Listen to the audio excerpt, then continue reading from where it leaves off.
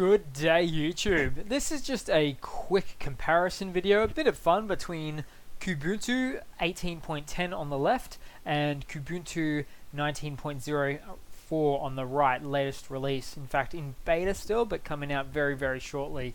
Now, at a glance, you might find that there's actually not a great deal of difference between these two distributions, which is a bit of a letdown. Now, to be honest, I don't use Kubuntu that much, to be honest. I just do a review of it every now and then, just like to see what's going on here and there, the new updates and that sort of thing. But what we'll probably do is start off with the desktop interface here. Now, obviously, Kubuntu means it's Ubuntu running the KDE Plasma desktop environment. So exciting there.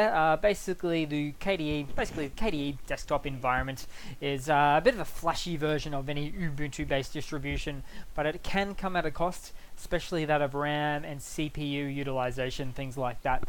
Let's see, moving on, if we were to have a look at the window manager or the file manager here, it's pretty stock standard from left to right. It hasn't really changed that much. I thought I'd see if there was any evolutionary changes in them, and if I just jump across to the bash here, you'll find that Dolphin 18.04, so it's the Dolphin file manager, which is very heavily used in all Kubuntu distributions since its inception, is so 18.04 then 18.12. Now 18.04 obviously not to be confused with Ubuntu's versioning system, it's just purely a coincidence. So nothing to again write home about there, just pretty much the same. You might see a few small improvements. The context menus seem to have changed a little bit. If I can get the left hand side to load up on the Kubuntu 18.10, and there we go, all good. But yeah, nothing that excitingly different. Slightly different icon pack, looks a little bit different, but again, not that exciting. Moving on, something very good, more in the back end that's harder to see is the kernel version. So Kubuntu 18.10, and do ignore this part here that says Ubuntu. NeoFetch just does not know how to call this Kubuntu. It's actually running the kernel 4.18, which is great. It's good in terms of Kubuntu 18.10, but things have since progressed from there. So we've had a whole evolutionary step or cycle up to the kernel 5.x, which has been great to see. And obviously you're going to get a lot of hardware, I guess, compatibility or updates. So, you know, AMD drivers, Wi-Fi drivers, game cards, all sorts of things. So really it is running with the latest and greatest, which is really good to see there as well.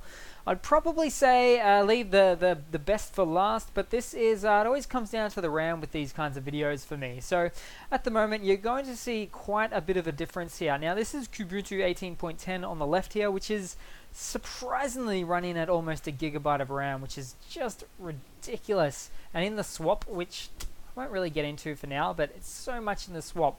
So you're looking at almost, well, let's just say 900 megabytes of RAM on 18.10. Hardly anything open.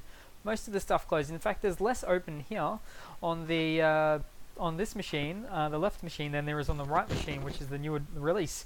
And you've probably already noticed on the right we have 553 megabytes straight off the bat when you load up, which is good. That's good. The way I said that made it sound bad, but it's not. That's optimized to be almost half the weight or half the RAM utilization between Kubuntu 18.10 on the left and Kubuntu 19.04 on the right. So that's really fantastic to see. If you use Kubuntu as your main daily driver, there might be a want or a need to actually upgrade to 19.4 when it comes out in, you know, X amount of days.